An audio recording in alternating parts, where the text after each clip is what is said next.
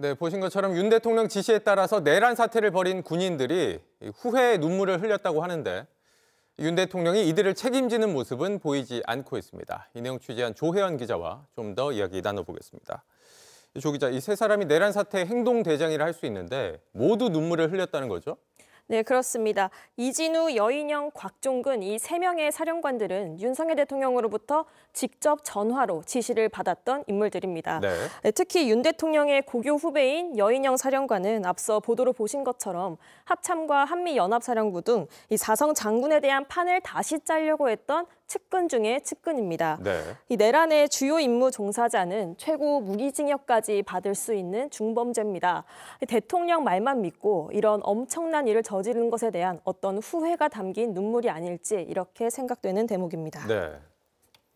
그리고 조지호 경찰청장과 김봉식 서울경찰청장 등 경찰 수뇌부 1, 2인자도 오늘 구속 상태로 재판에 넘겨졌습니다. 이 두 사람도 삼청동 안가에서 윤 대통령으로부터 직접 지시를 받았던 것으로 드러났습니다. 네. 이들은 윤 대통령 지시에 따랐다는 건데 정작 윤 대통령 측은 그런 일이 없다 이렇게 부인을 하고 있어요. 이거는 윤 대통령 측이 혼자만 빠져나가겠다 이런 거 아닙니까? 네, 그렇습니다. 지난달 윤 대통령이 했던 대국민 담화 내용 다시 짚어보면 모두가 자신의 책임이다 이렇게 이야기했습니다. 또 탄핵이든 수사든 당당하게 맞서겠다고도 말을 했었습니다.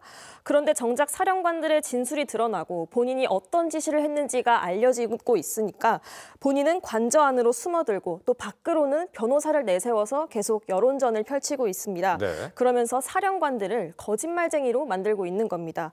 오늘 기자회견에서도 변호사들이 같은 주장을 반복했는데 이건 한번 들어보시겠습니다.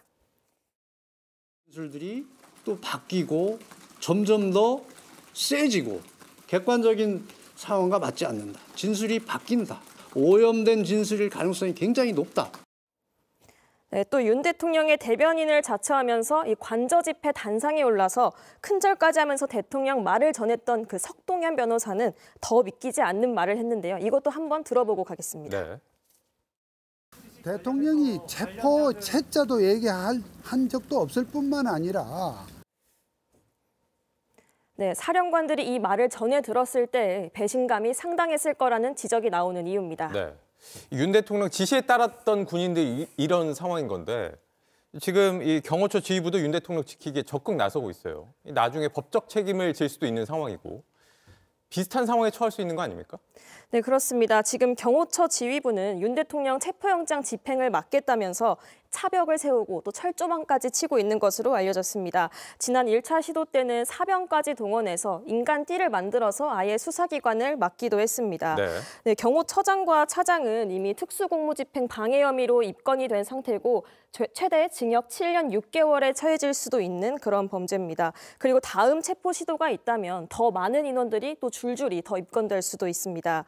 윤 대통령의 의지와 또 지시가 없었다면 불가능한 일이라고 볼 수 있을 텐데 하지만 직무가 정지된 윤 대통령에게는 경호처를 지휘할 권한이 없습니다.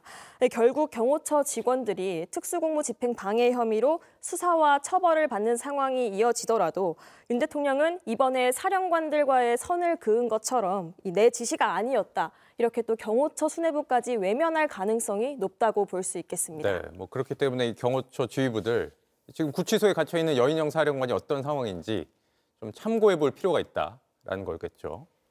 알겠습니다. 조혜연 기자였습니다. JTBC 뉴스를 시청해 주신 여러분 고맙습니다. 저희는 저녁 6시 30분 뉴스룸에서 뵙겠습니다.